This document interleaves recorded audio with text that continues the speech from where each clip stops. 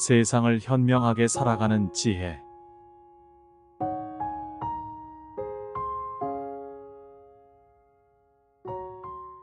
여러분 주변에는 평범해 보이지만 내면은 영악한 사람들이 있습니다. 처음엔 지나치게 친절하고 다정한 말들로 다가와 마치 여러분에게 깊은 관심을 갖는 듯 보이지만 실상은 철저히 자신의 이익을 우선시하는 경우가 많습니다. 더 큰 문제는 이런 사람들을 단번에 알아차리기가 쉽지 않다는 점입니다. 우리는 종종 사람을 선과 악으로 구분하지만 실제로 인간관계의 경계는 그리 명확하지 않습니다. 누군가가 다가올 때 우리는 그들의 진심을 믿고 싶어 합니다. 하지만 어느 순간 그들의 태도가 갑자기 차가워지거나 의심스러운 행동을 보일 때가 있습니다. 오늘은 이러한 영악한 사람들의 공통적인 행동을 알아보고 이들과의 관계에서 상처받지 않는 방법을 이야기해 보려 합니다. 여러분의 경험 속에서도 이런 사람들을 만나본 적이 있을 겁니다. 사람의 본색은 오랜 시간에 걸쳐 서서히 드러납니다. 처음에는 순진한 얼굴을 하고 친절한 태도로 다가오지만 결국 본인의 이익이 걸린 순간 태도를 바꾸는 이들을 조심해야 합니다. 많은 사람들이 후회하는 순간은 바로 너무 늦게 깨달았을 때입니다. 그렇다면 우리는 어떻게 해야 이런 실수를 줄이고 건강한 인간관계를 유지할 수 있을까요? 첫째, 이중적인 태도. 영악한 사람들은 처음에는 다정하게 접근합니다. 하지만 시간이 지나면서 본색을 드러내고 자신에게 이익이 되는 방향으로 태도를 바꾸는 경우가 많습니다. 이들은 관계를 감정이 아닌 철저한 계산으로 따지며 더 이상 자신에게 이익이 없다고 판단되면 차가운 태도로 변합니다.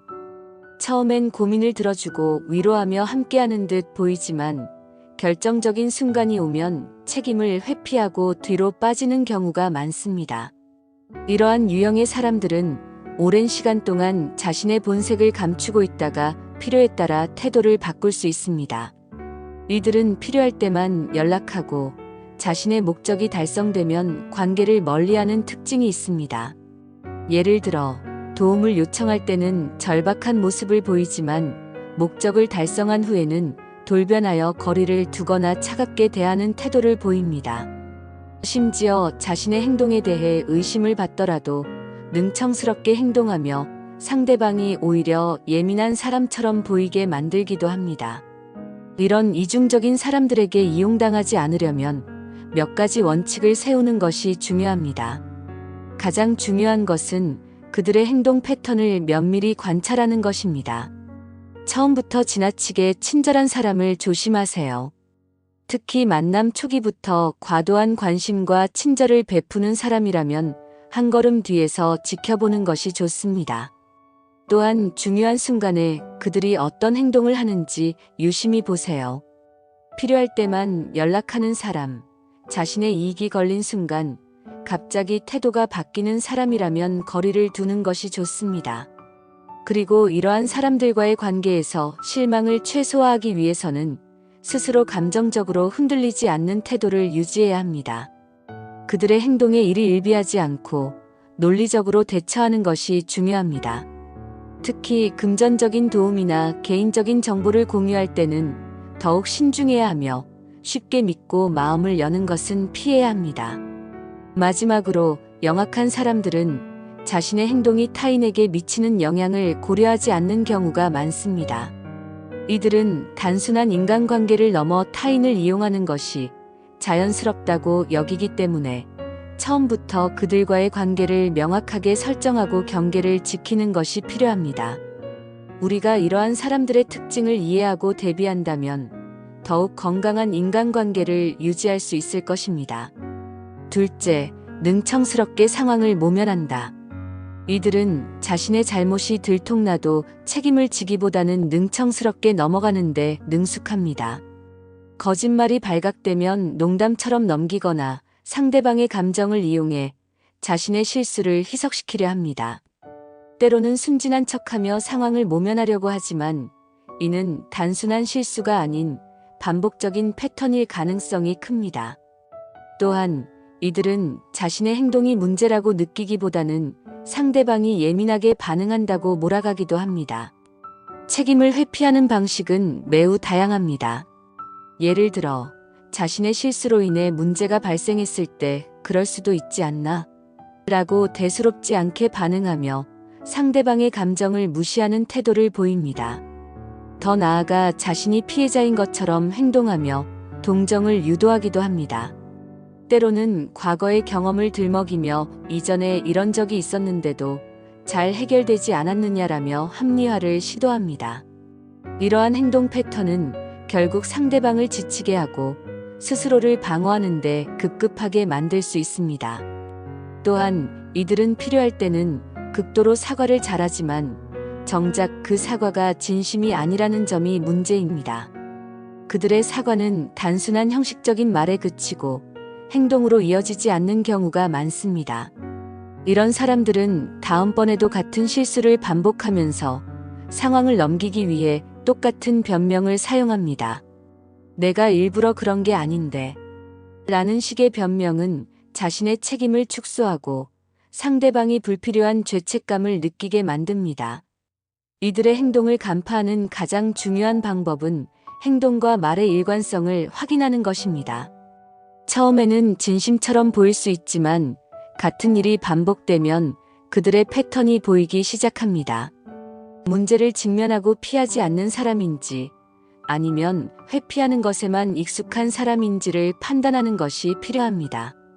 중요한 것은 그들의 말이 아닌 행동을 면밀히 관찰하는 것입니다. 말뿐인 사과나 변명에 속지 말고 실제로 그들이 변화하려는 노력을 보이는지를 확인하는 것이 핵심입니다. 셋째, 무책임한 태도. 영악한 사람들은 실수를 인정하지 않습니다. 자신의 행동에 대한 책임을 회피하며 종종 타인의 탓으로 돌리는 모습을 보입니다. 이들은 약속을 어기거나 실수를 저질렀을 때조차 자신의 잘못을 시인하기보다는 끊임없이 변명을 늘어놓습니다. 이러한 변명은 단순한 핑계를 넘어 상대방이 오히려 문제를 만든 것처럼 보이게 하는 심리적 조작의 한 형태가 되기도 합니다. 또한 그들은 책임을 회피하기 위해 다양한 전략을 사용합니다. 예를 들면 실수를 한 후 그 상황을 과장하며 나는 이렇게 할 수밖에 없었어라고 말하며 자신을 피해자로 둔갑시키거나 다른 사람도 그렇게 하잖아라는 식으로 자신의 행동을 정당화합니다. 더 나아가 상황이 심각해지면 상대방에게 책임을 전가하며 내가 그렇게 하지 않았다면 이런 일은 일어나지 않았을 거야 라는 말을 던지기도 합니다. 이런 사람들과 관계를 지속하면 결국 피해를 보는 것은 자신이 될 수밖에 없습니다. 왜냐하면 그들은 본인의 행동에 대한 결과를 인식하지 않고 반복적으로 같은 실수를 저지르기 때문입니다. 그리고 상대방이 참을 수 없을 정도로 지쳤을 때쯤에는 이미 그들은 다른 새로운 사람에게 접근하여 같은 패턴을 반복하고 있을 가능성이 높습니다. 그렇다면 어떻게 해야 이런 무책임한 사람들에게 휘둘리지 않을 수 있을까요? 가장 중요한 것은 그들의 행동 패턴을 조기에 인지하고 감정적으로 휘둘리지 않는 것입니다. 처음부터 자신에게 잘못을 전가하려는 태도를 보인다면 그것을 단호하게 차단하는 것이 필요합니다. 이건 내 책임이 아니야 라고 명확하게 선을 긋는 것이 도움이 됩니다. 또한 그들의 변명을 그대로 받아들이기보다는 그러면 어떻게 해결할 건가? 라고 되묻는 태도가 필요합니다.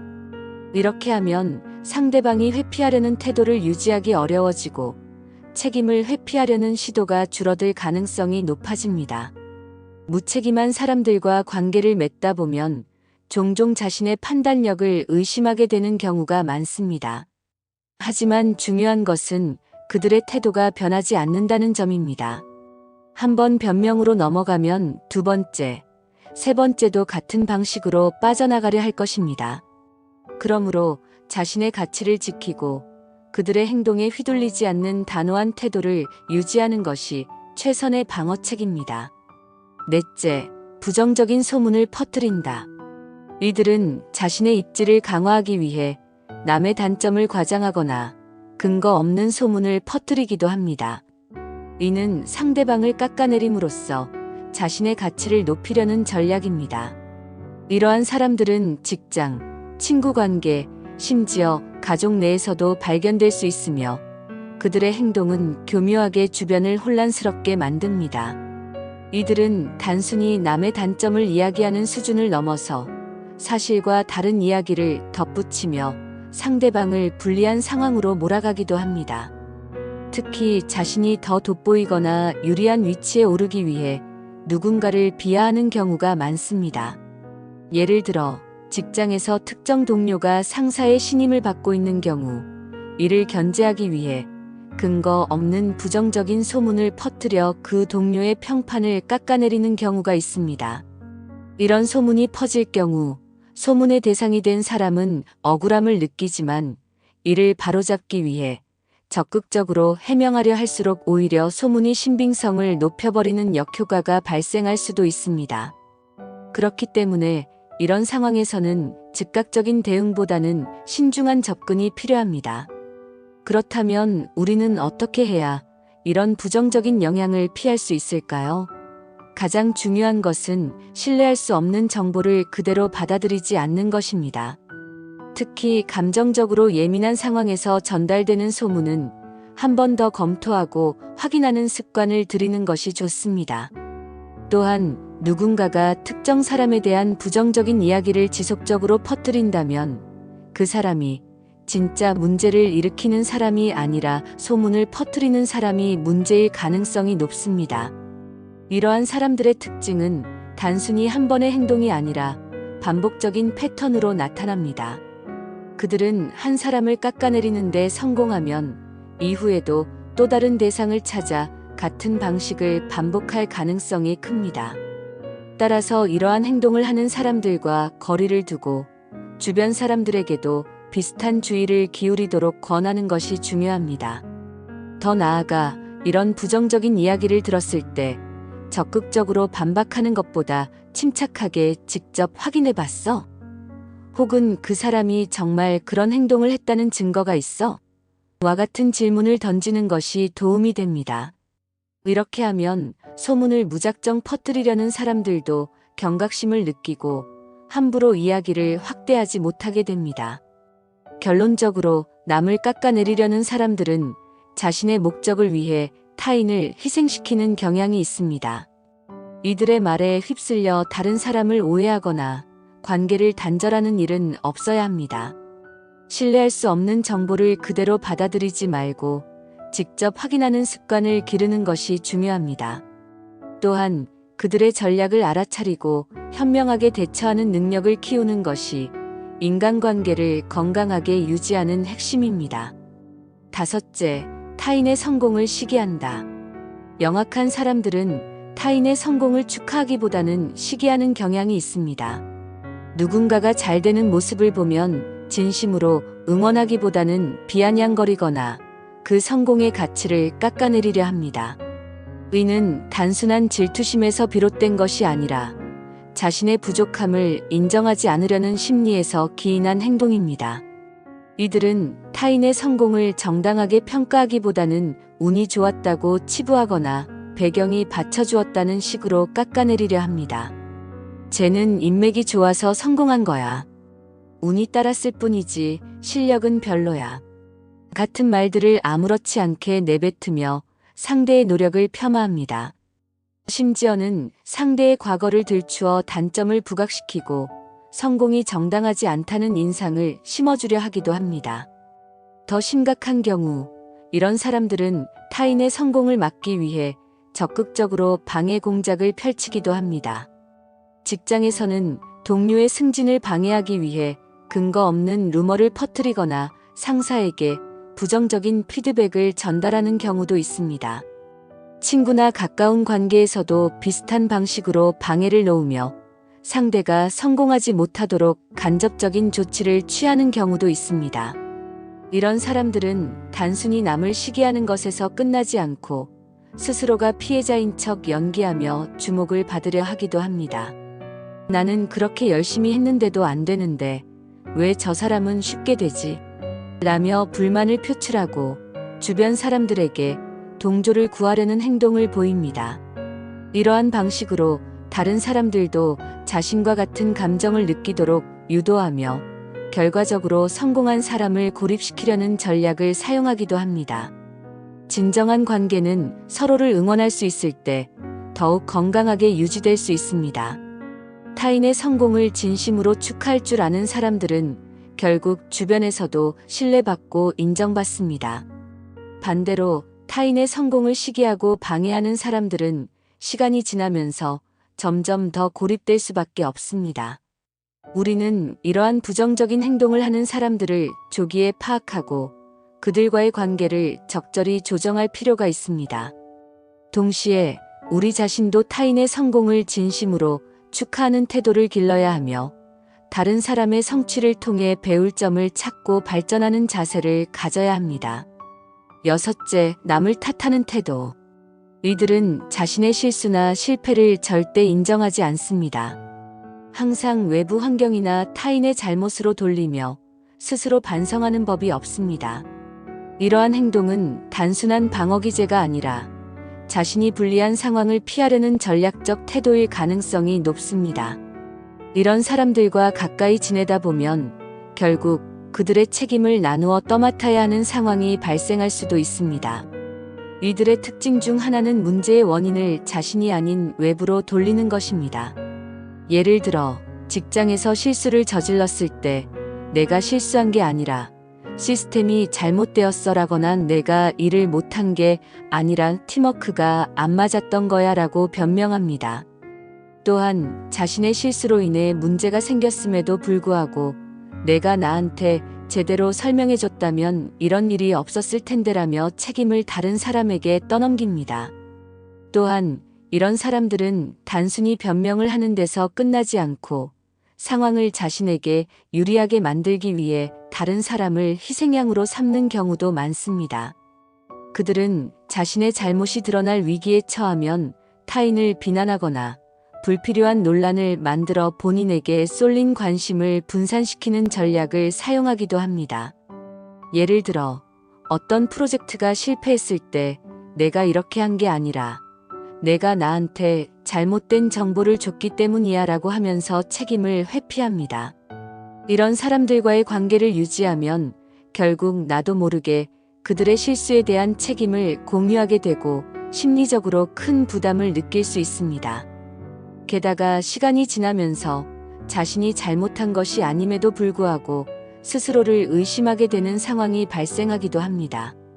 이러한 심리적 압박이 지속되면 관계 자체가 매우 피로해지고 감정적으로 지치게 됩니다. 이들을 상대할 때 가장 중요한 것은 그들의 변명을 논리적으로 차단하는 것입니다. 그럼 앞으로 어떻게 해결할 거야? 혹은 그럼 이 상황에서 내 역할은 뭐였어? 라고 되묻는 방식으로 책임을 명확하게 해야 합니다. 또한 그들의 책임 회피 패턴을 미리 인지하고 나 자신이 불필요한 책임을 지게 되는 상황을 피하는 것이 필요합니다. 끝없는 변명과 책임 전가에 휘둘리지 않고 단호하게 자신의 입장을 고수하는 태도가 필수적입니다. 일곱째, 자신에게는 관대하고 타인에게는 엄격하다. 자신의 실수는 쉽게 넘어가면서도 다른 사람들의 작은 실수에는 가혹한 잣대를 들이대는 사람들이 있습니다. 이러한 사람들은 자신을 합리화하는 데 능숙하며 자기 중심적인 사고방식으로 타인을 판단합니다. 본인의 실수는 단순한 실수로 치부하면서도 타인의 실수는 성격적인 결함으로 몰아가며 공격적인 태도를 보이기도 합니다. 이들은 종종 본인의 잘못을 인정하지 않고 변명으로 일관하며 자신이 피해자인 척 연기하기도 합니다. 예를 들어 자신이 업무에서 실수를 했을 경우 나는 너무 바빠서 그럴 수밖에 없었어라고 말하면서도 다른 사람이 같은 실수를 저지르면 왜 이렇게 기본적인 것도 못하냐? 라고 비난하는 모습을 보입니다. 이는 스스로를 더 우월한 위치에 놓으려는 심리에서 비롯된 행동입니다. 더 나아가 이러한 사람들은 자신을 기준으로 세상을 바라보며 자신이 정한 기준에서 벗어난 행동을 하는 사람들을 쉽게 비난합니다. 예를 들어 본인은 지각을 해도 어쩔 수 없는 사정이 있었다라고 변명하지만 다른 사람이 지각을 하면 시간 관리도 못하는 사람이 어떻게 일을 하냐라고 핀잔을 줍니다. 이처럼 타인의 실수를 과장하고 부풀려서 말하며 상대방을 위축시키려는 경향이 강합니다. 이런 태도를 가진 사람들과의 관계를 조정하는 것이 필요합니다. 우선 그들의 말과 행동에 휘둘리지 않는 것이 중요합니다. 그들이 비판을 할 때 감정적으로 반응하기보다는 논리적으로 대응하는 것이 효과적입니다. 그 기준을 본인에게도 적용하고 계신가요? 와 같은 질문을 던짐으로써 그들의 모순적인 태도를 인지하게 만들 수 있습니다. 또한 이러한 사람들과 지속적으로 가까이 지내다 보면 스스로가 위축되고 자신감을 잃게 될 수도 있습니다. 따라서 건강한 거리두기를 실천하며 필요 이상의 상호작용을 피하는 것이 좋습니다. 자신에게만 유리한 기준을 적용하는 사람들은 결국 주변에서 신뢰를 잃게 되므로 이들과의 관계를 현명하게 조정하는 것이 장기적으로 더 나은 선택이 될 것입니다. 우리는 인간관계에서 다양한 사람들을 만나게 됩니다. 그 중에는 진실된 관계를 형성할 수 있는 사람들이 있는 반면 철저히 자신의 이익을 우선시하며 타인을 이용하는 사람들도 존재합니다. 중요한 것은 이러한 영악한 사람들의 특징을 인식하고 적절히 거리 두는 방법을 익히는 것입니다. 사람들은 누구나 자신의 이익을 어느 정도 고려하며 살아갑니다. 하지만 문제는 타인을 의도적으로 조종하고 이용하려는 행동이 지속적으로 반복될 때 발생합니다. 이런 사람들은 처음에는 친절하고 매력적으로 다가와 신뢰를 얻지만 시간이 지남에 따라 점차 본색을 드러내며 타인을 자신의 도구처럼 사용하려 합니다. 이러한 관계 속에서 상처를 받지 않기 위해서는 상대방의 행동 패턴을 주의 깊게 살펴보고 조기에 거리 두는 것이 중요합니다. 많은 사람들이 나는 저런 사람이 아니다라고 생각하지만 인간은 본능적으로 이기적일 수밖에 없습니다. 중요한 것은 이런 성향을 어떻게 통제하고 더 나은 방향으로 나아가느냐입니다. 인간관계에서 우리는 스스로의 태도를 점검하며 타인에게 피해를 주지 않도록 신중해야 합니다. 특히 자신의 이익만을 고려하여 행동하기보다는 상호 존중과 배려를 바탕으로 건강한 관계를 형성하는 것이 필요합니다.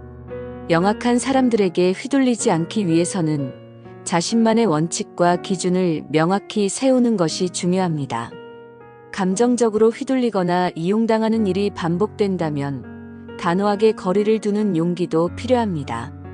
또한 본인이 누군가에게 이런 행동을 하고 있지는 않은지 스스로 돌아보는 것도 중요합니다. 우리는 모두 관계 속에서 영향을 주고받으며 살아가므로 건강한 인간관계를 유지하는 것은 서로에게 긍정적인 영향을 미치는 중요한 요소가 됩니다. 오늘 이야기한 내용을 되새기면서 우리가 타인에게 상처 주지 않는 인간관계를 형성할 수 있기를 바랍니다. 타인을 존중하고 정직한 관계를 유지하며 스스로도 신뢰받는 사람이 되도록 노력해야 합니다. 진정한 인간관계는 서로에게 이익을 주고받는 것이 아니라 진심 어린 신뢰와 이해를 바탕으로 쌓여야 합니다.